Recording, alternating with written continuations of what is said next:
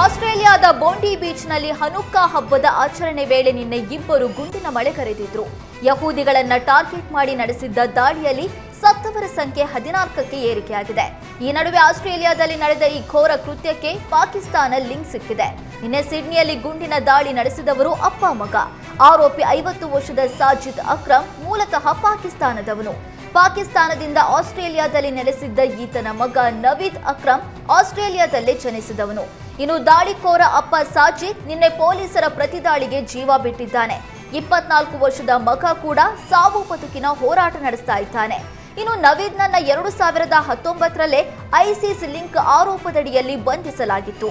ಇದಾಗಿ 6 ವರ್ಷಗಳ ಬಳಿಕ ಯಹೂದಿಗಳನ್ನ ಗುರಿಯಾಗಿಸಿ ದಾಳಿ ನಡೆಸಿದ್ದಾನೆ. ಆದ್ರೆ ನವೀದ್ ತಾಯಿ ಮಾತ್ರ ನನ್ನ ಮಗ ಒಳ್ಳೆಯವನು, ಅವನಿಗೂ ಈ ಗುಂಡಿನ ದಾಳಿಗೂ ಸಂಬಂಧವಿಲ್ಲ ಅಂತ ಗೋಗರೆದಿದ್ದಾಳೆ. ಮೊಟ್ಟೆ ತಿಂದ್ರೆ ಕ್ಯಾನ್ಸರ್ ಬರುತ್ತೆ ಎಂದು ಸಾಮಾಜಿಕ ಜಾಲತಾಣದಲ್ಲಿ ವ್ಯಕ್ತಿಯೊಬ್ಬರು ವಿಡಿಯೋ ಹರಿಬಿಟ್ಟಿದ್ರು. ಕೆಲ ಮೊಟ್ಟೆಗಳಲ್ಲಿ ನೈಟ್ರೋಫ್ಯೂರಾನ್ ಎಂಬ ಕ್ಯಾನ್ಸರ್ ಕಾರಕ ಅಂಶವಿದೆ ಅಂತ ಹೇಳಿದ್ದು ಭಾರಿ ಚರ್ಚೆಗೆ ಗ್ರಾಸವಾಗಿದೆ. ಈ ಹಿನ್ನೆಲೆ ಎಲ್ಲ ಬ್ರಾಂಡ್ಗಳ ಮೊಟ್ಟೆಗಳ ಪರೀಕ್ಷೆಗೆ ಆರೋಗ್ಯ ಇಲಾಖೆ ಆದೇಶ ನೀಡಿದೆ. ಆರೋಗ್ಯ ಆಹಾರ ಸುರಕ್ಷತಾ ಇಲಾಖೆಯಿಂದ ಮೊಟ್ಟೆ ಪರೀಕ್ಷೆ ನಡೆಸುವುದಕ್ಕೆ ನಿರ್ಧರಿಸಿದೆ.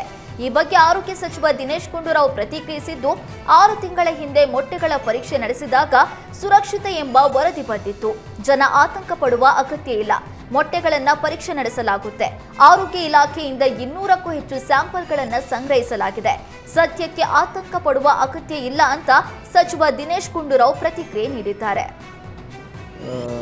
ಅದೊಂದು ಯಾವುದು ಉಪಯೋಗ ಮಾಡಬಾರ್ದಂಥ ಒಂದು ಏನು ಆ್ಯಂಟಿಬಯೋಟಿಕನ್ನು ಇವು ಉಪಯೋಗಿಸಿದ್ದಾರೆ ಅಂತ ಒಂದು ಮಾಹಿತಿ ಇತ್ತು. ಆದ್ದರಿಂದ ಅದ್ರ ಬಗ್ಗೆ ಸ್ಪಷ್ಟವಾದಂಥ ವಿಚಾರ ತಿಳ್ಕೊಳ್ಬೇಕು ಅಂತ ಒಂದು ನಮ್ಮ ಇಲಾಖೆಯವ್ರಿಗೆ ಹೇಳಿದ್ದೀನಿ. ಯಾಕೆಂದರೆ ಮೊಟ್ಟೆ ಇವತ್ತು ನಿಜವಾಗ್ಲೂ ವ್ಯಕ್ತಿ ಆರೋಗ್ಯಕ್ಕೆ ಭಾಳ ಒಳ್ಳೆಯದು. ಆದರೆ ಅದರಲ್ಲಿ ಏನಾದರೂ ಗೊಂದಲ ಇದ್ದರೆ ಅದನ್ನು ನಾವು ಸರಿಯಾಗಿ ತಿಳ್ಕೊಳ್ಬೇಕಾಗ್ತದೆ. ಈಗಾಗಲೇ ನಾವು ನಮ್ಮ ಇಲಾಖೆಗೆ ಹೇಳಿದ್ದೀನಿ. ಕೆಲವು ಸ್ಯಾಂಪಲ್ಗಳೆಲ್ಲ ಅವರು ಈಗ ತೊಗೊಂಡಿದ್ದಾರೆ. ಮತ್ತು ಆ ಎಗ್ಗಾಸ್ ಕಂಪನಿ ಏನಿದೆ ಅದರ ಸ್ಯಾಂಪಲ್ ಕೂಡ ತೊಗೊಂಡಿದ್ದಾರೆ. ಅದು ಟೆಸ್ಟ್ ಎಲ್ಲ ಮಾಡಿದ ನಂತರ ಮುಂದೆ ನಾವು ಅದರ ಒಂದು ವಿಚಾರ ನಿಮ್ಮ ಮುಂದೆ ಇಡ್ತೀನಿ.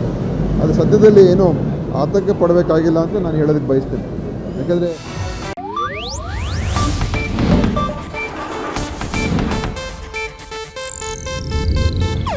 ಇದು ಏಷ್ಯಾನೆಟ್ ನ್ಯೂಸ್ ನೆಟ್ವರ್ಕ್ ಪ್ರಸ್ತುತಿ.